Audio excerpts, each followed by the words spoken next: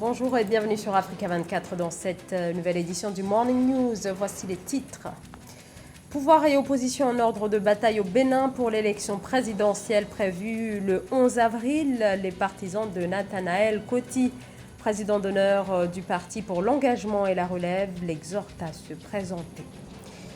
L'Angola face à la récession, conjoncture qui pèse sur ce pays depuis plus de 5 ans et pour 2021 encore.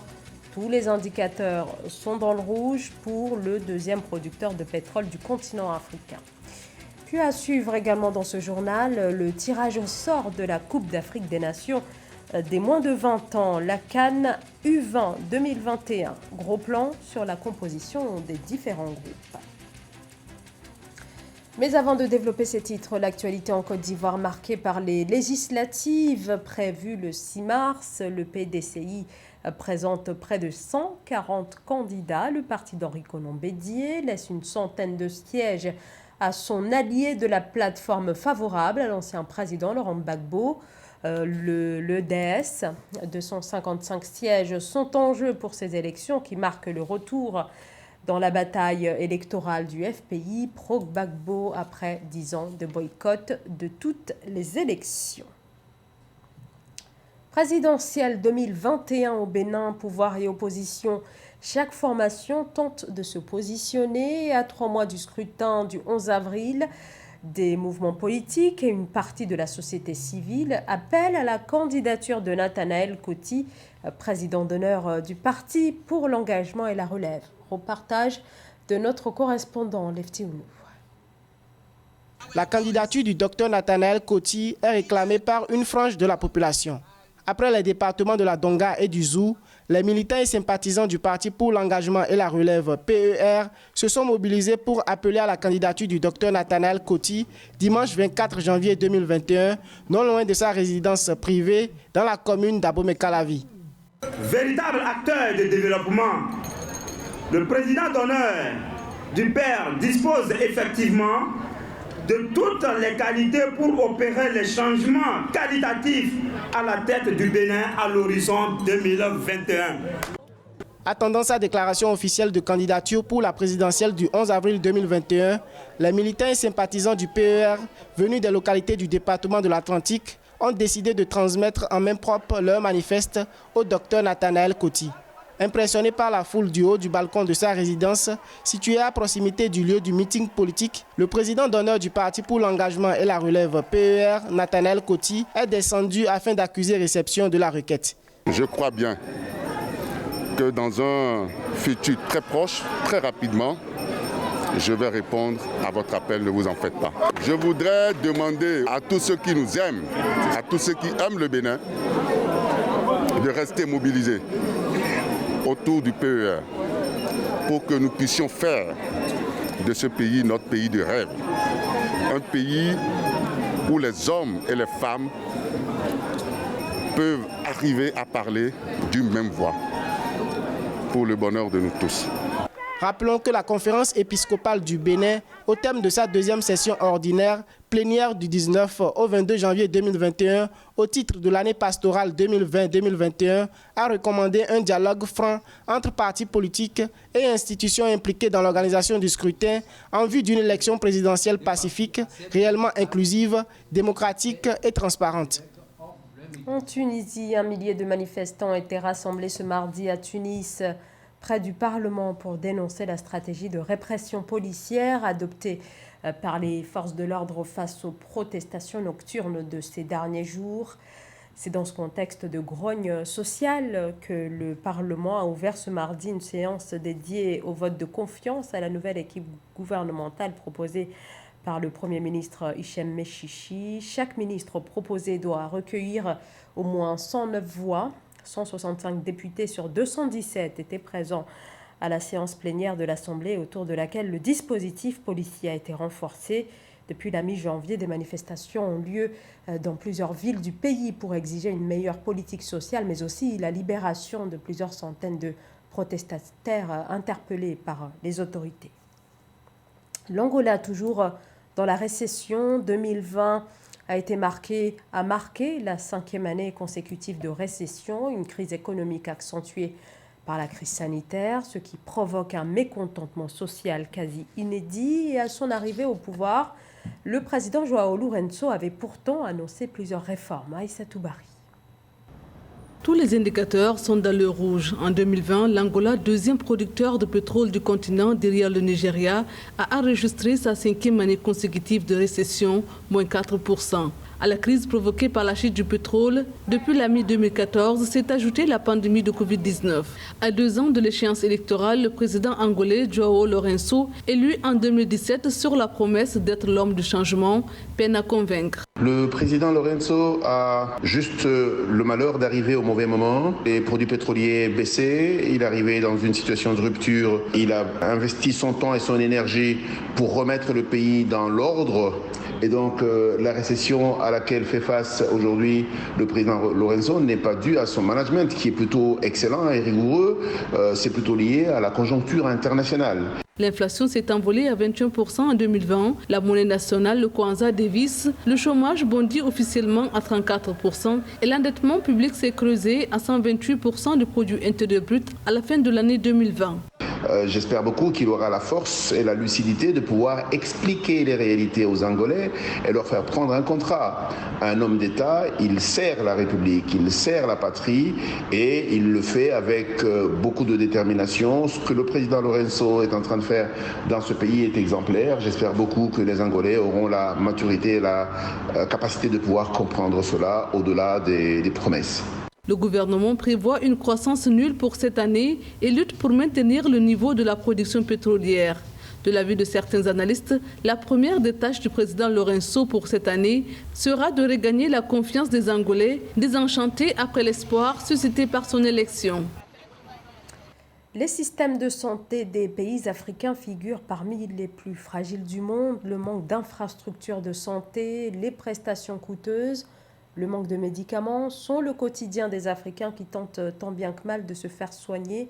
Pour changer la donne, la Banque africaine de développement plaide en faveur d'un renforcement des investissements dans le secteur. Philomenti. Le système de santé des pays africains apparaît comme l'un des plus fragiles du monde, à en croire les analystes.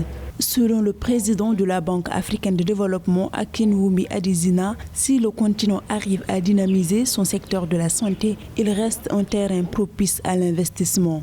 Se prononçant sur l'impact des vaccins sur les perspectives économiques de l'Afrique, il indique que le continent noir ne compte que 365 sociétés pharmaceutiques contre 7 000 en Chine et 11 000 en Inde, 2 pays avec des populations de taille comparable à celle du continent.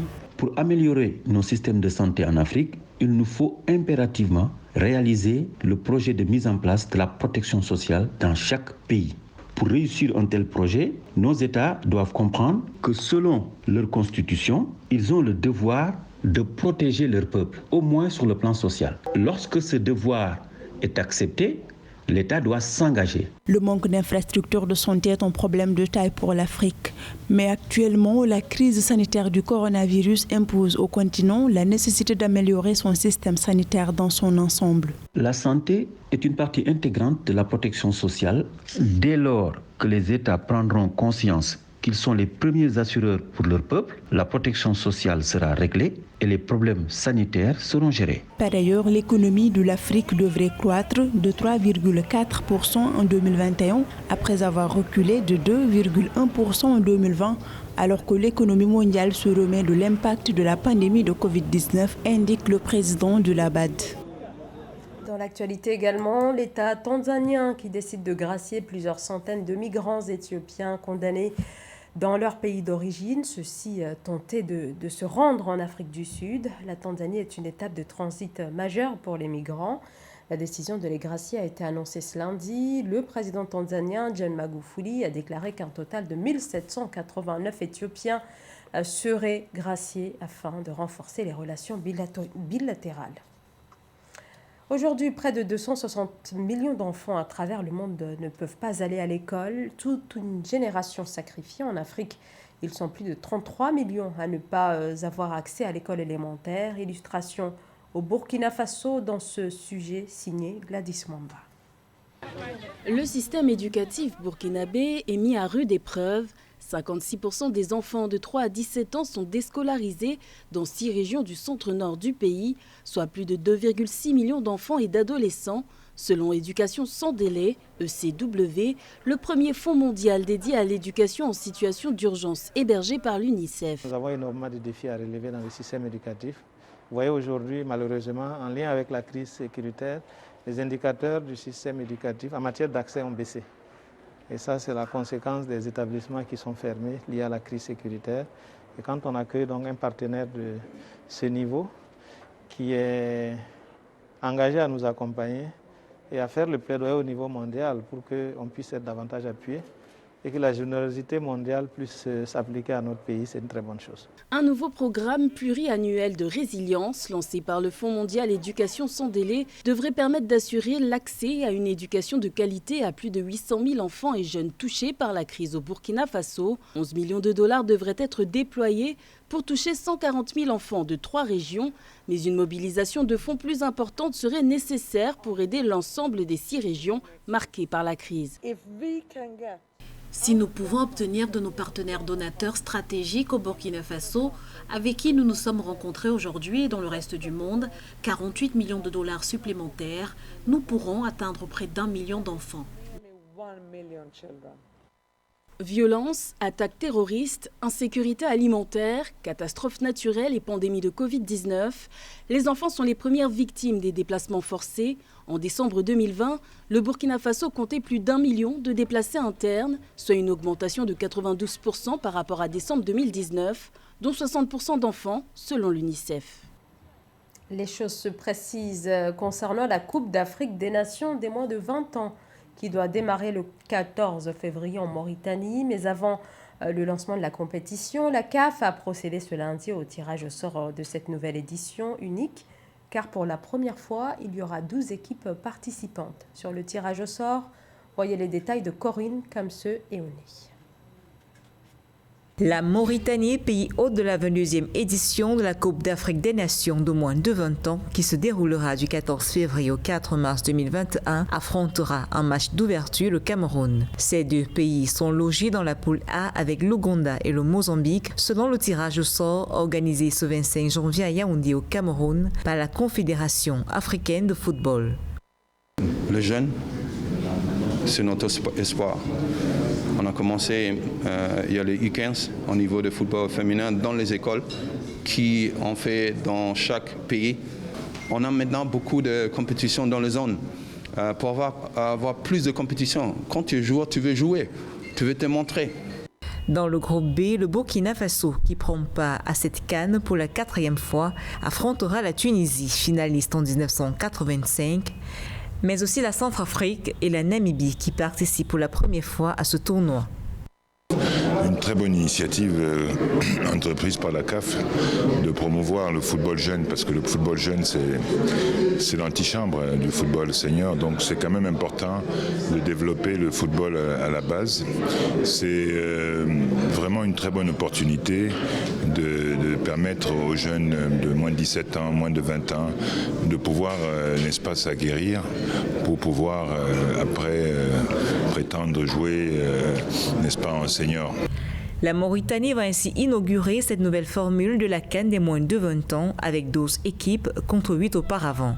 Du côté de l'organisation, les autorités mauritaniennes rassurent malgré un contexte sanitaire difficile. Nous sommes tout d'abord très ravis et honorés d'organiser cette compétition qui est une première pour notre pays et nous mettons tous les moyens à notre disposition pour réserver aux équipes et aux délégations le meilleur accueil possible et que cette compétition se déroule dans les meilleures circonstances possibles sans tenir compte bien évidemment de la circonstance sanitaire actuelle, le Covid, mais tout est mis en place pour vraiment réserver le meilleur accueil possible.